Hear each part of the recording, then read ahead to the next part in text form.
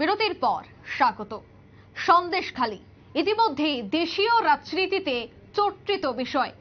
যে সন্দেশখালী নিয়ে ইতিমধ্যেই সমস্ত জাতীয় সংবাদ মাধ্যম থেকে শুরু করে প্রত্যেকটি জায়গায় বিভিন্ন আপডেট রীতিমতো উঠে আসছে। আবারও সন্দেশখালী নিয়ে নয়া আপডেট।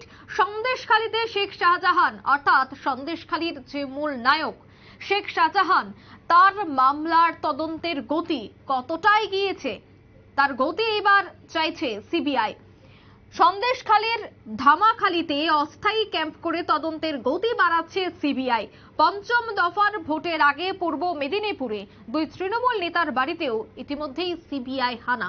সে বিষয়ে বিস্তারিত জানবো। টেলিফোন লাইনে রয়েছে বিশিষ্ট সাংবাদিক অঞ্জন শুক্ল। অঞ্জন বাবু, সন্দেশখালীর যে মূল নায়ক শেখ শাহজাহান, তার মামলার তদন্তের এবার গতি চাইছে সিবিআই। অন্যদিকে ভোটের আগে মেদিনীপুরের দুই তৃণমূল নেতার বাড়িতে সিবিআই এর হানা। তবে কি সন্দেশখালীর শেখ শাহজাহানের সাথে তৃণমূলের দুই নেতার কোন ধরনের সম্পর্ক ছিল নাকি অন্য বিষয়, সে বিষয়টা যদি একটু বিস্তারিত তুলে ধরো। দেখো, সন্দেশখালী ধামাখালীতে অস্থায়ী শিবির খুলে সিবিআই এর আধিকারিকরা। কারণ আমরা জানি গত কয়েকদিন ধরে সন্দেশখালীর বিভিন্ন জায়গায় জমি সংক্রান্ত বিষয় সহ বিভিন্ন ঘটনার তদন্ত শুরু করেছে সিবিআই এর আধিকারিকরা।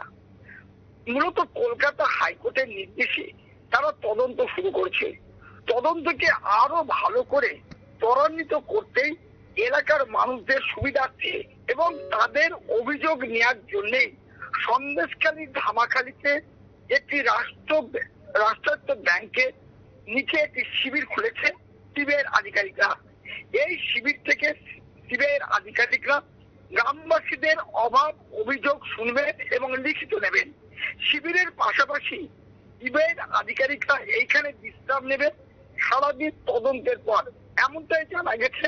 কারণ সিবিআইরা কিন্তু আর সময় নষ্ট করতে চাচ্ছে না।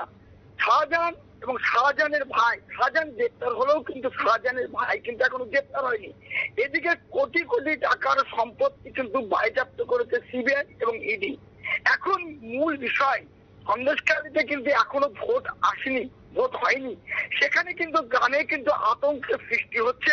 যে সমস্ত অভিযোগকারীরা আছে সিবিআই সামনে অভিযোগ করতে গিয়েছে, কিন্তু ভয় দেখানো হয়েছে। তাদেরকে কাউকে প্রাণে মারার হুমকি দেওয়া হচ্ছে, কারোবার নির্যাতন বা নির্যাতন করার উঠে আসছে, কাউকে আবার বিভিন্ন রকম মেরে ফেলার চক্রান্ত হচ্ছে। এই জন্য কিন্তু তাদের পক্ষ থেকে হাইকোর্টের দ্বারস্থ হয়েছে। আমরা এটাও জানি যে গতকাল যে এক আইনজীবী হাইকোর্টে দ্বারস্থ হয়েছিলেন সন্দেশখালীর এই ব্যাপার নিয়ে, যে তাদের একটা মহিলাকে ধর্ষণ করা অর্থাৎ সাক্ষীকে ধর্ষণ করার চেষ্টা করা হচ্ছে। তখন কিন্তু হাইকোর্টের থেকে বিচারপতি জানিয়ে দিয়েছেন যে এই অভিযোগটা কিন্তু সিবিআই দপ্তরে জানাতে, আর সিবিআই দপ্তরে কিন্তু সেই অভিযোগ জমা পড়েছে। বলা যেতেই পারে সিবিআই কিন্তু সন্দেশখালীর সমস্ত ঘটনা তাড়াতাড়ি কিন্তু তোলার চেষ্টা করছে। পাশাপাশি তোমাকে আরো একটা কথা বলি যে পূর্ব মেদিনীপুরের দুই তৃণমূল নেতার বাড়িতে সকালে সিবিআই হানা দিয়েছে। কারণটা কি না, কারণ হচ্ছে 2021 সালে ভোট পরবর্তী হিংসার বলি চাঁদু দোলায় ওরফে জন্মেজয়, সেই মামলার তদন্তের পর পূর্ব মেদিনীপুরের মানিকচাঁদা থানার এলাকার ভাজা চাউলির সিডিউলিতে সিবিআই হানা দিয়েছে। এই মামলায় আমরা জানতে পারি যে একাধিক তৃণমূল নেতার বিরুদ্ধে অভিযোগ থাকলেও মূলত আজ দুই তৃণমূল নেতার বাড়িতে সিবিআই হানা দিয়েছে। সিজুয়া গ্রামের নন্দদুলাল মাইতির বাড়িতে হানা। তার ছেলের সন্ধানে এসেছে। তার ছেলের নাম বুদ্ধদেব মাইতি। তিনি কর্মসূত্রে কিন্তু হাওড়াতে থাকেন। নন্দমাইতি এবং তার স্ত্রীর পরিবারের ভোটার কার্ড, আধার কার্ড সহ বাড়িতে বিভিন্ন নথি নিয়ে সিবিআইরা তল্লাশি চালাচ্ছে। দেবব্রত পান্ডার বাড়িতেও সিবিআই। নন্দদুলার মাইতির সঙ্গে সিবিআই কথা বলছে।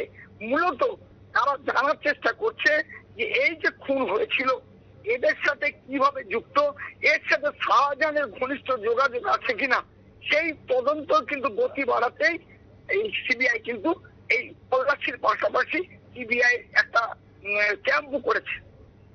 একদম ধন্যবাদ অঞ্জন বাবু।